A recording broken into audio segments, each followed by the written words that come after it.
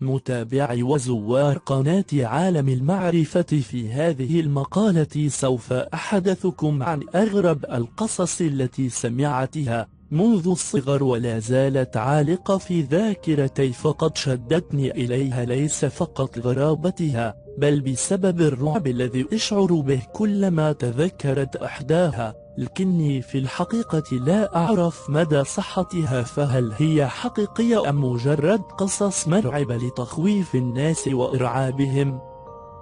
الدمية المسكونة.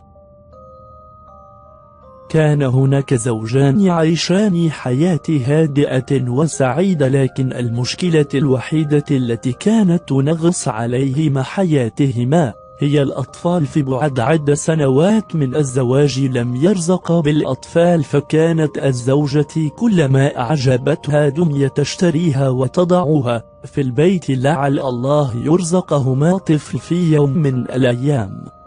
كان الزوجان يذهبان للعمل في الصباح ويعودان عند العصر، لتبدأ الزوجة بتحضير الطعام وترتيب المنزل، لكن الأمر لم يدم طويلا. في يوم من الأيام عاد الزوجان إلى المنزل ليجدا أن الطعام مجهز من ألذ الأنواع والأصناف، والبيت أيضا مرتب وأكثر نظافة من السابق. ذهل الزوجان بما شهد، فقد ظن الاثنان أن أحد الأقارب يريد أن يفاجئهما ويفرحهما، لكن الأمر تكرر لأكثر من مرة وكل يوم، فقرر عندها إخبار الأهل والجيران بما يحدث. والمفاجأة كانت بأن الجميع أنكروا صلته بالموضوع، فعزم الزوج على معرفة الفاعل.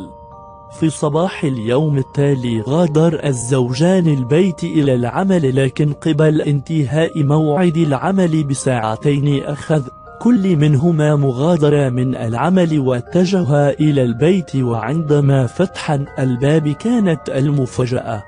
لقد كانت إحدى الدمى التي اشترتها الزوجة هي من تقوم بكل تلك الأعمال من تنظيف وترتيب وطبخ، فقد كانت الدمية مسكونة، لكن الأمر لم يمر بسلام. في بعد أن اكتشف أمر الدمية قامت بقتل الزوجين بطريقة وحشية، وعندما حضر الجيران وجدوا الدمية ملقاة بجانب الزوجين وهي محترقة وتحمل سكين المطبخ.